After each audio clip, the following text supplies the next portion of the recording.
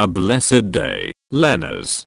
Be ready and prepare yourselves as we embark on this journey to learn and enjoy the video.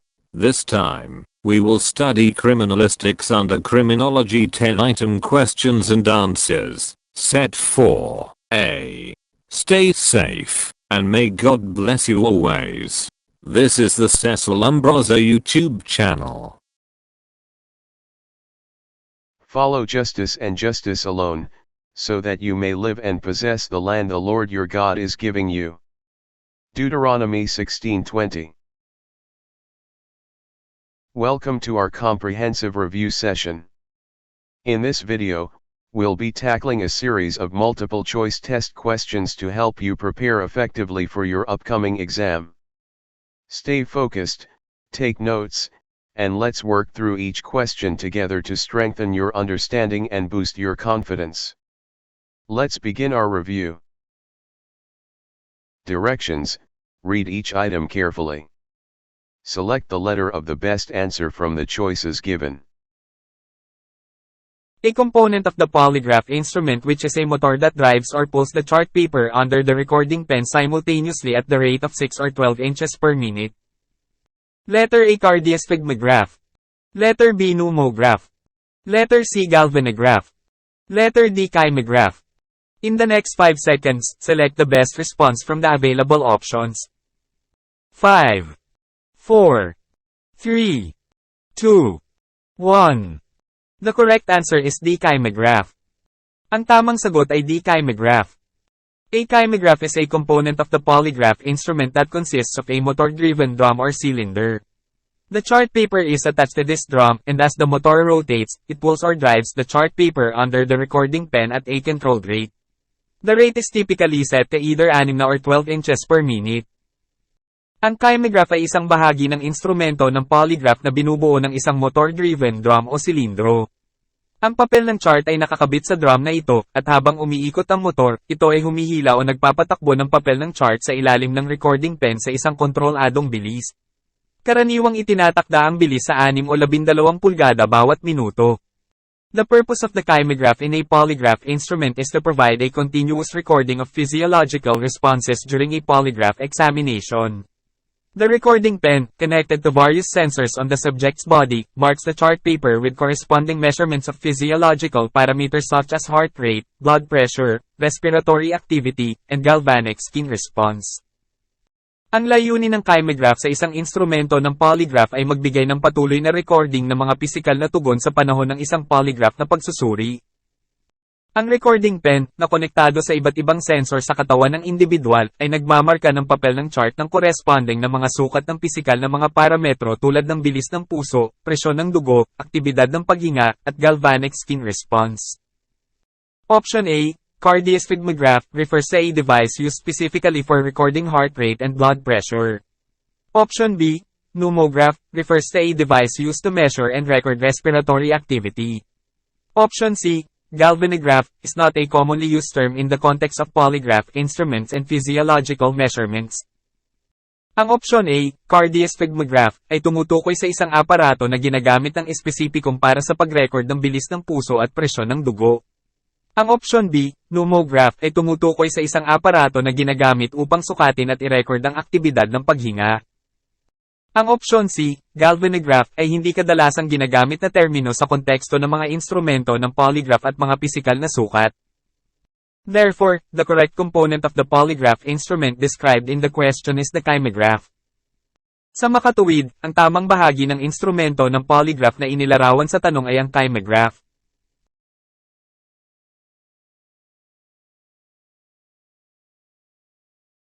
The following are specific rules to be followed in the formulation of the questions in a polygraph test except 1. Letter A, questions must be clear and phrased in a language the subject can easily understand. Letter B, questions must be answerable by yes or no. Letter C, questions must be as short as possible. Letter D, questions must all be in the form of accusations. In the next 5 seconds, select the best response from the available options. 5, 4, 3, 2, 1. The specific rule that does not belong in the formulation of questions in a polygraph test is ang partikular na patakaran na hindi kasama sa pagbuo ng mga tanong sa isang polygraph test ay the questions must all be in the form of accusations. D. Ang mga tanong ay dapat lahat ay sa anyo ng mga paratang. Explanation. Paliwanag. A polygraph test, also known as a lie detector test, is a procedure used to assess a person's truthfulness or deception by measuring physiological responses such as heart rate, blood pressure, respiration, and skin conductivity. The questions asked during a polygraph test are carefully designed to elicit truthful or deceptive responses from the subject. However, it is important to note that the accuracy and reliability of polygraph tests have been a subject of debate and controversy. Ang polygraph test, na kilala rin bilang lie detector test, ay isang pamamaraan na ginagamit upang suriin ang katotohanan o kasinungalingan ng isang tao sa pamamagitan ng pagtaya ng mga pisikal na reaksyon tulad ng tibok ng puso, presyon ng dugo, paghinga, at kondisyon ng balat. Ang mga tanong na itinanong sa isang polygraph test ay maingat na inihanda upang makuha ang totoo o mapanlinlang na mga sagot mula sa individual. Gayunpaman, mahalagang tandaan na ang katumpakan at kahusayan ng polygraph test ay isang paksa ng talakayan at kontrobersya. Let's analyze each option and its relevance to the formulation of questions in a polygraph test. Suriin natin ang bawat opsyon at ang kahalagahan nito sa pagbuo ng mga tanong sa isang polygraph test. A questions must be clear and phrased in a language the subject can easily understand. This rule is essential in any form of questioning, including a polygraph test. Clear and easily understandable questions help ensure that the subject comprehends what is being asked, reducing confusion and potential misinterpretation. Ang mga tanong ay dapat malinaw at nakabuod sa isang wika na madaling maunawaan ng individual. Ang patakaran na ito ay mahalaga sa anumang uri ng pagsasaliksik, kasama na rin ang polygraph test. Ang malinaw at madaling maunawang mga tanong ay tumutulong upang matiyak na nauunawaan ng individual ang ipinagtatanong, na nagbabawas ng kalituhan at potensyal na maling interpretasyon. B. Questions must be answerable by yes or no. Polygraph tests typically rely on yes or no questions to elicit straightforward responses. This format allows for a clear distinction between truthful and deceptive answers. By limiting the response options to yes or no, the examiner can analyze physiological changes associated with deception or truthfulness. B. Ang mga tanong ay dapat nasa sagot ng oo o hindi. Karaniwang umaasa ang mga polygraph test sa mga tanong na maaaring sagutin ng oo o hindi upang makuha ang tuwirang mga sagot. Ang format na ito ay nagbibigay daanan ng malinaw na pagkakaiba sa pagitan ng totoong mga sagot at mapanlinlang na mga sagot. Sa paglimita ng mga opsyon sa sagot sa oo o hindi, maaaring suriin ng examiner ang mga pagbabago sa pisikal na mga indikasyon na nauugnay sa panlilinlang o katotohanan. C. Questions must be as short as possible. Keep ang questions concise is another important rule in polygraph tests. Shorter questions are easier to comprehend and minimize the chances of the subject misunderstanding or misinterpreting the intended meaning. Additionally, concise questions allow for a focused response, facilitating the analysis of physiological indicators. C. Ang mga tanong ay dapat maging maikli hanggat maaari. Ang pagpapanatili ng mga tanong na maikli ay isa pang mahalagang patakaran sa polygraph test. Mas madaling maunawaan ang mga maikling tanong at nababawasan ang posibilidad na magkamali o maling maunawaan ng individual ang ibig sabihin. Bukod dito, ang maikling mga tanong ay nagbibigay daan sa toon ng sagot na nagpapadali sa pagsusuri ng mga pisikal na indikasyon. D. Questions must all be in the form of accusations.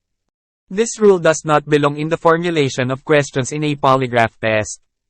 In fact, it is generally advised to avoid accusatory language in order to maintain an unbiased and neutral approach during the questioning process.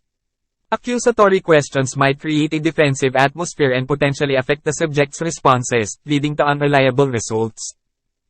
Instead, questions in a polygraph test should focus on specific events, behaviors, or knowledge related to the issue being investigated. D. Ang mga tanong ay dapat lahat ay sa anyo ng mga paratang. Ang patakaran na ito ay hindi dapat isama sa pagbuo ng mga tanong sa isang polygraph test. Sa katunayan, karaniwang inirerekomenda na iwasan ang mga akusatoryong salita upang mapanatili ang isang neutral at walang kinikilingang paglapit sa panahon ng pagtatanong. Ang mga akusatoryong tanong ay maaaring lumikha ng isang depensibong atmosfera at maaaring makaapekto sa mga sagot ng individual na nagdudulot ng hindi maasahang mga resulta.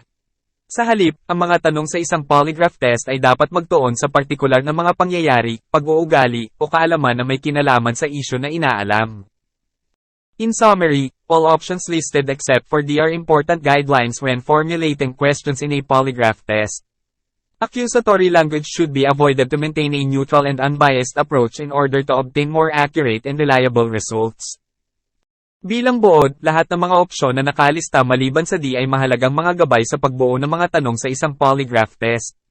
Dapat iwasan ang paggamit ng mga akusatoryong salita upang mapanatili ang isang neutral at walang kinikilingang paglapit upang makakuha ng mas tumpak at maasahang mga resulta.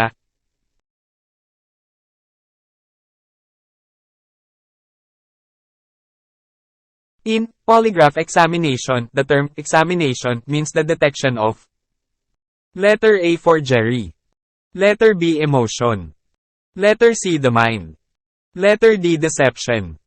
In the next 5 seconds, select the best response from the available options. 5, 4, 3, 2, 1. D deception. D panlilinlang. In the context of a polygraph examination, the term examination refers to the process of detecting deception.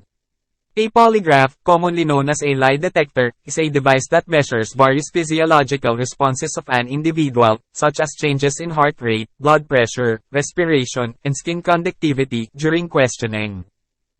The purpose of the examination is to determine if the person being tested is being truthful or deceptive in their responses. Sa konteksto ng pagsusuri ng polygraph, ang terminong pagsusuri ay tumutukoy sa proseso ng pagtuklas ng panlilinlang. Ang polygraph, na karaniwang kilala bilang isang detector ng kasinungalingan, ay isang aparato na sinusukat ang iba't ibang pisikal na tugon ng isang individual, tulad ng pagbabago sa tibok ng puso, presyon ng dugo, paghinga, at kondisyon ng balat habang nagtatanong. Layunin ng pagsusuri na matukoy kung ang taong sinusubukan ay sinasabi ang totoo o naglilinlang sa kanilang mga sagot. During a polygraph examination, the individual is typically asked a series of questions, including both relevant and controlled questions. Relevant questions are directly related to the issue under investigation, while control questions are designed to elicit a physiological response from the individual, regardless of their truthfulness. By comparing the physiological responses to relevant and controlled questions, the polygraph examiner attempts to discern patterns or anomalies that may indicate deception. Sa panahon ng pagsusuri ng polygraph, karaniwan nang itinanong ang isang serye ng mga tanong sa individual, kasama ang mga kaugnay at kontrol na tanong. Ang mga kaugnay na tanong ay direkta kaugnay ng isyong sinisiyasat, samantalang ang mga kontrol na tanong ay dinisenyo upang makuha ang pisikal na tugon mula sa individual, anuman ang katotohanan nito. Sa pamamagitan ng paghahambing sa pisikal na tugon sa mga kaugnay at kontrol na tanong, sinusubukan ng tagasuri ng polygraph na mahalata ang mga padrino o pagkakabahala na maaaring magpahiwatig ng panlilinlang. While the polygraph is widely used for screening purposes in certain contexts, it is important to note that its accuracy and reliability have been a subject of debate among scientists and experts. Some studies suggest that the polygraph can be useful as an investigative tool, while others question its validity as a reliable indicator of deception. Therefore, it's crucial to interpret the results of a polygraph examination with caution and consider other corroborating evidence when making conclusions. Bagamat malawak na ginagamit ang polygraph para sa mga layuning pagsala sa tiyak na konteksto, mahalagang pansinin na ang katumpakan at kapaniwalang puri nito ay isa sa mga isyu ng debate sa pagitan ng mga siyentipiko at mga dalubhasa. Ang ilang mga pag-aaral ay nagpapahiwatig na ang polygraph ay maaaring maging kapaki-pakinabang bilang isang kasangkapan sa investigasyon, samantalang iba ang nagdududa sa katumpakan nito bilang isang maasahang indikasyon ng panlilinlang. Sa makatuwid, mahalagang magpakaingat sa pagpapaliwanag ng mga resulta ng pagsusuri ng polygraph at isaalang-alang ang iba pang patunay na makakabatay sa paggawa ng mga konklusyon.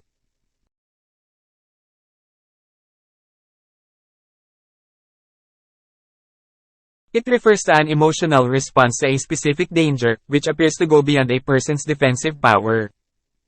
Letter A. Fear. Letter B. Stimuli. Letter C. Response. Letter D. Reaction. In the next 5 seconds, select the best response from the available options. 5, 4, 3, 2, 1. The correct answer is A. Fear. Ang tamang sagot ay A. Takot. Fear is an emotional response to a specific danger that goes beyond a person's defensive power. It is a basic human emotion that is often triggered by a perceived threat or harm. When someone experiences fear, their body undergoes physiological changes as part of the fight or flight response, preparing them to either confront the danger or flee from it. Ang takot ay isang emosyonal na tugon sa isang partikular na panganib na lumalampas sa kakayahan ng isang tao sa pagdepensa. Ito ay isang pangunahing emosyon ng tao na kadalasang sanhi ng nakikitang banta o pinsala. Kapag ang isang tao ay nakakaranas ng takot, nagaganap ang mga pagbabagong pisikal sa katawan bilang bahagi ng laban o takbo na tugon na naghahanda sa kanila upang harapin ang panganib o takasan ito. Fear is distinct from stimuli, response, and reaction in this context. Ang takot ay iba sa mga stimuli, tugon, at reaksyon sa kontekstong ito. Stimuli refers to the specific things or events that elicit a response or reaction from an individual. In the given statement, fear can be triggered by a stimuli, but fear itself is the emotional response. Ang stimuli ay tumutukoy sa mga partikular na bagay o pangyayari na nagpapakilos ng isang tugon o reaksyon mula sa isang individual. Sa binigay na pahayag, ang takot ay maaaring may trigger ng isang stimuli, ngunit ang takot mismo ay ang emosyonal na tugon. Response is a general term that encompasses any reaction or behavior triggered by a stimulus. Fear can be considered a specific type of response to a perceived danger. Ang tugon ay isang pangkalahatang termino na sumasaklaw sa anumang reaksyon o pag-uugali na may trigger ng isang stimulus. Ang takot ay maaaring ituring na isang partikular na uri ng tugon sa isang nakikitang panganib. Reaction refers to an immediate and instinctive response to a situation or stimulus. While fear can lead to reactions such as freezing, screaming, or running away, the term reaction is more broad and can include other types of responses as well. Ang reaksyon ay tumutukoy sa isang agarang at likas na tugon sa isang sitwasyon o stimulus. Bagaman ang takot ay maaaring magdulot ng mga reaksyon tulad ng pagkakatigil, pag-iingay, o pagtakbo, ang terminong reaksyon ay mas malawak at maaaring maglaman ng iba pang uri ng mga tugon. In summary, fear is the emotional response characterized by a sense of danger or threat that exceeds a person's defensive capabilities. It is triggered by specific stimuli and leads to various reactions or responses. Sa buod, ang takot ay ang emosyonal na tugon na ipinapakita ng damdaming panganib o banta na lumalampas sa kakayahan ng isang tao sa pagdepensa. Ito ay may trigger ng partikular na mga stimuli at nagdudulot ng iba't ibang mga reaksyon o tugon.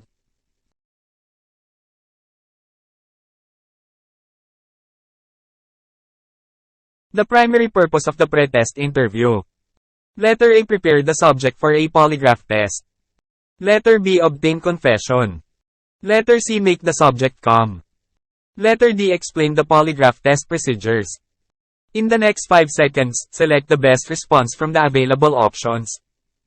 5, 4, 3, 2, 1. The primary purpose of the pretest interview is to explain the polygraph test procedures to the subject. Therefore, the correct answer is D. Explain the polygraph test procedures. Ang pangunahing layunin ng pretest interview ay ipaliwanag ang mga prosedurang pang-test ng polygraph sa susubaybayan. Sa makatuwid, ang tamang sagot ay di ipaliwanag ang mga prosedurang pang-test ng polygraph. The pretest interview is an essential component of the polygraph examination process. It serves to familiarize the subject with the polygraph test and its procedures. During this interview, the polygraph examiner explains the purpose of the test, the equipment involved, and the techniques used to measure physiological responses. Ang pretest interview ay isang mahalagang bahagi ng proseso ng pagsusuri sa polygraph.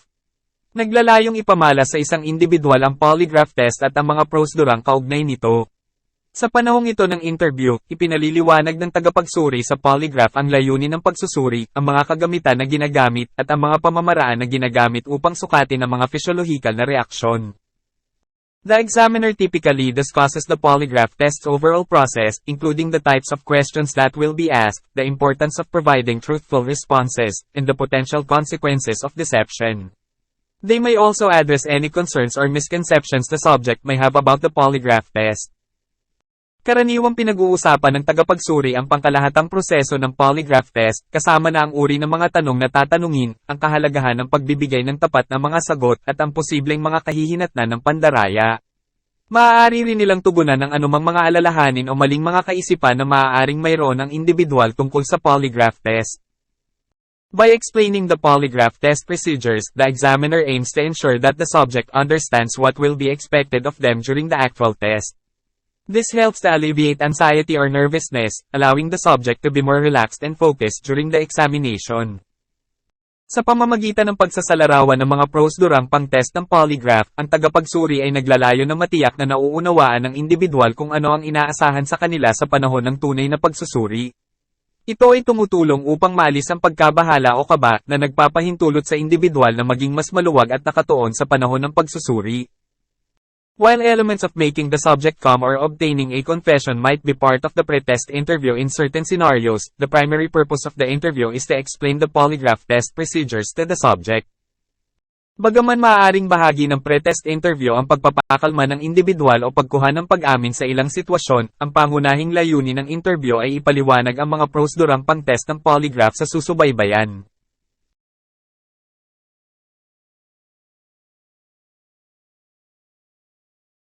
The deviation from a normal tracing of the subject in the relevant question. Letter A. Positive response. Letter B. Specific response. Letter C. Normal response. Letter D. Reaction. In the next 5 seconds, select the best response from the available options. 5, 4, 3, 2, 1. The correct answer is D. Reaction. Ang tamang sagot ay D. Reaction. A polygraph test, also known as a lie detector test, is a device or procedure that measures and records several physiological indicators such as blood pressure, pulse, respiration, and skin conductivity while a person is asked and answers a series of questions. The belief underpinning the use of the polygraph is that deceptive answers will produce physiological responses that can be differentiated from those associated with non-deceptive answers. Ang polygraph test, na kilala rin bilang isang lie detector test ay isang aparato o pamamaraan na sumusukat at nagtatala ng ilang physiological indicator tulad ng presyon ng dugo, pulso, paghinga, at conductivity ng balat habang ang isang tao ay tinatanong at sinasagot ang isang serye ng mga tanong. Ang paniniwalang pinagbabatayan ng paggamit ng polygraph ay ang mga mapanlinlang na sagot ay magbubunga ng mga pisyolohikal na tugon na maaaring maiba mula sa mga nauugnay sa hindi mapanlinlang na mga sagot. A relevant question is a question that is directly related to the matter under investigation. A deviation from a normal tracing of the subject in the relevant question is called a reaction. This means that the subject's physiological responses to the relevant question were different from their responses to the controlled questions. This could be a sign that the subject is being deceptive.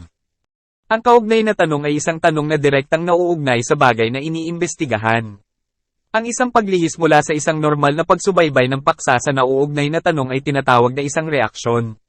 Nangangahulugan ito na ang mga pisyolohikal na tugon ng paksa sa nauugnay na tanong ay iba sa kanilang mga tugon sa mga tanong na pangkontrol. Ito ay maaaring isang senyales na ang paksa ay mapanlinlang. However, it is important to note that polygraph tests are not 100% accurate.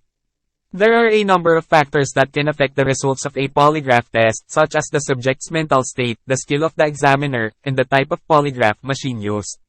For this reason, polygraph tests are not admissible as evidence in court.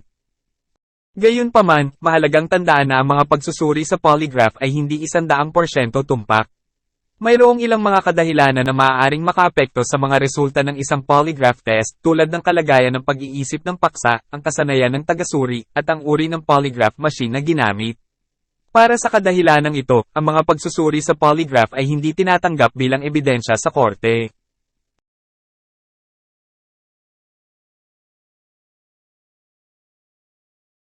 The study of the effect of the impact of a projectile on the target. Letter A. Terminal ballistics. Letter B. Internal ballistics. Letter C. External ballistics. Letter D. Forensic ballistics. In the next 5 seconds, select the best response from the available options.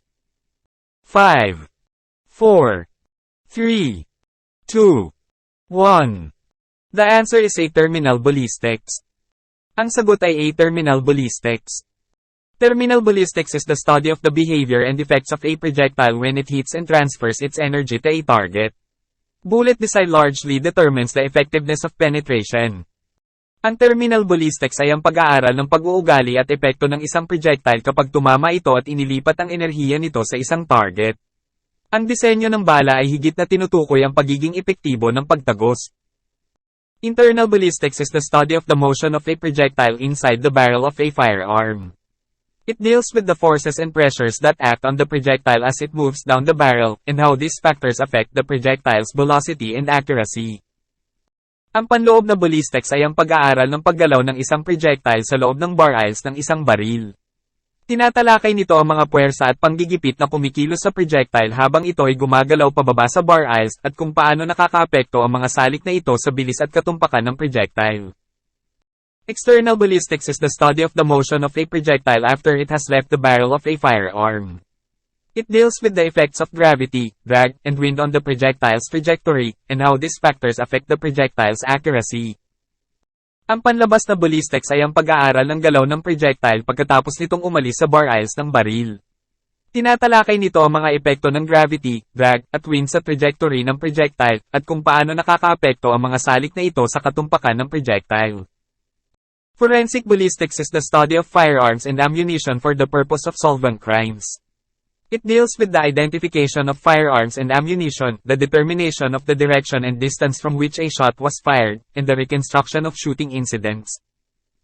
Ang forensic ballistics ay ang pag-aaral ng mga baril at bala para sa layunin ng paglutas ng mga krimen. Ito ay tumatalakay sa pagkakakilanlan ng mga baril at bala, ang pagtukoy ng direksyon at distansya mula sa kung saan ang isang baril ay nagpaputok, at ang muling pagtatayo ng mga insidente ng pamamaril.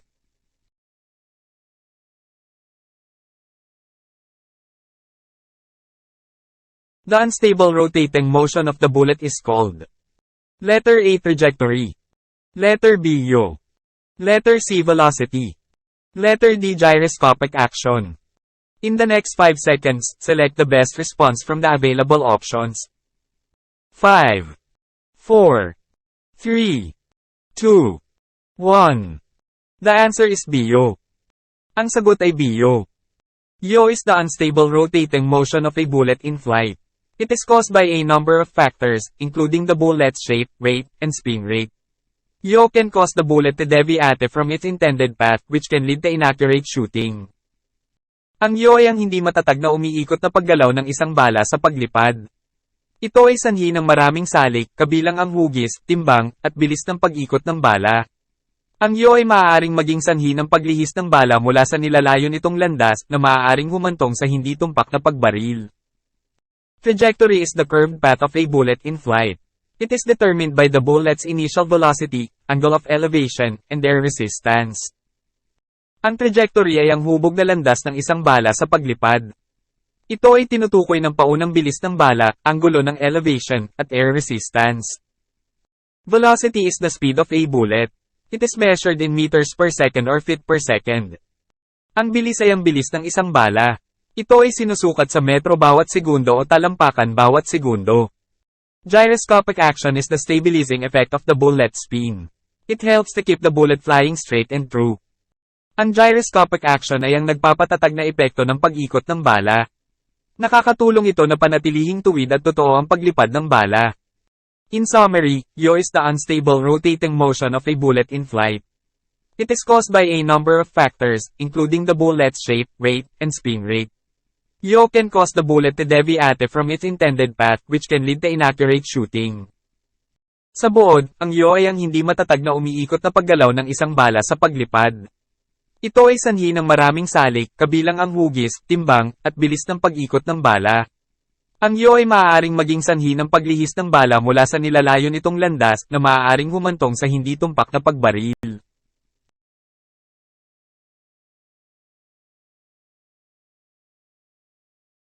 The part of the mechanism of a firearm that withdraws the shell or cartridge from the chamber. Letter A. Extractor. Letter B. Ejector. Letter C. Striker. Letter D. Trigger. In the next 5 seconds, select the best response from the available options. 5, 4, 3, 2, 1. The answer is A. Extractor. Ang sagot ay A. Extractor. The extractor is a claw-like device that is attached to the bolt of a firearm. When the bolt is pulled back, the extractor engages the rim of the cartridge and withdraws it from the chamber. The ejector is a spring-loaded arm that is located behind the extractor. When the bolt is released, the ejector flings the empty cartridge out of the gun.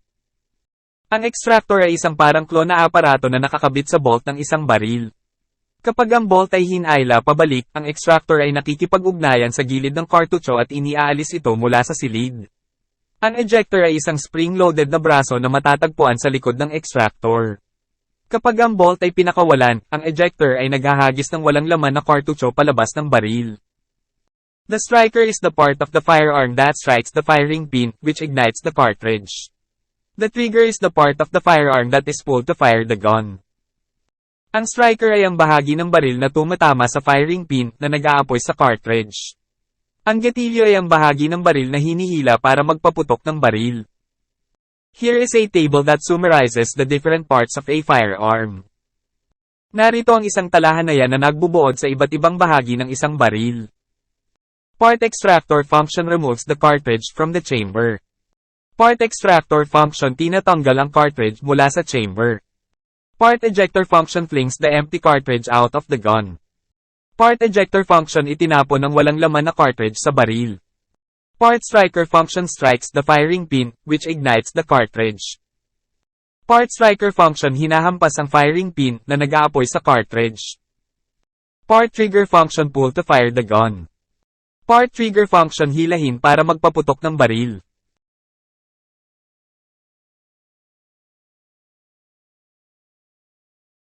The pattern or curved path of the bullet in flight. Letter A yaw.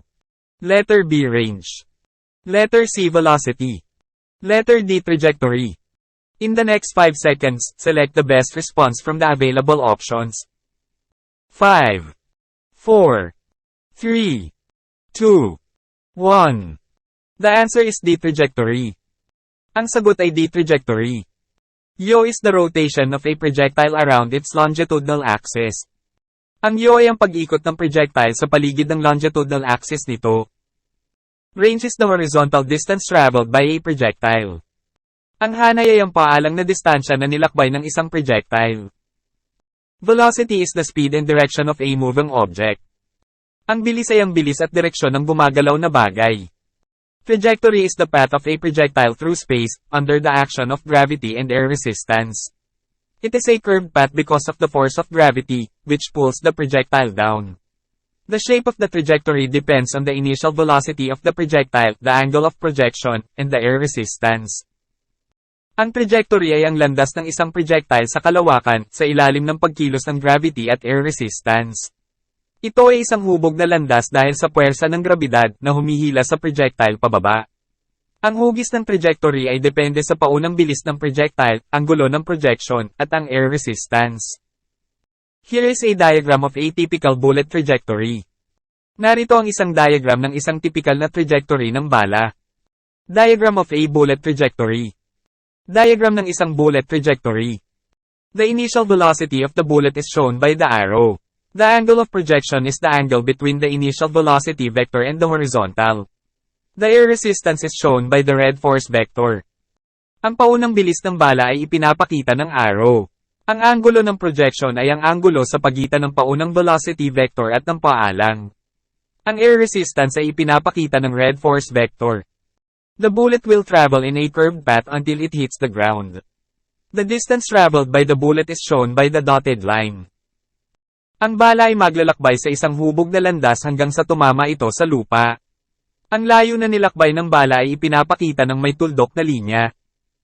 The trajectory of a bullet can be affected by a number of factors, including ang trajectory ng isang bala ay maaaring maapektuhan ng ilang mga kadahilanan, kabilang ang the initial velocity of the bullet, ang paunang bilis ng bala, the angle of projection, ang anggulo ng projection, the air resistance, ang paglaban ng hangin, the wind, ang hangin, the spin of the bullet, ang ikot ng bala, the shape of the bullet, ang hugis ng bala, the weight of the bullet, ang bigat ng bala. The trajectory of a bullet can be used to determine the range of the bullet, the accuracy of the bullet, and the lethality of the bullet. Ang trajectory ng isang bala ay maaaring gamitin upang matukoy ang saklaw ng bala, ang katumpakan ng bala, at ang kabagsikan ng bala.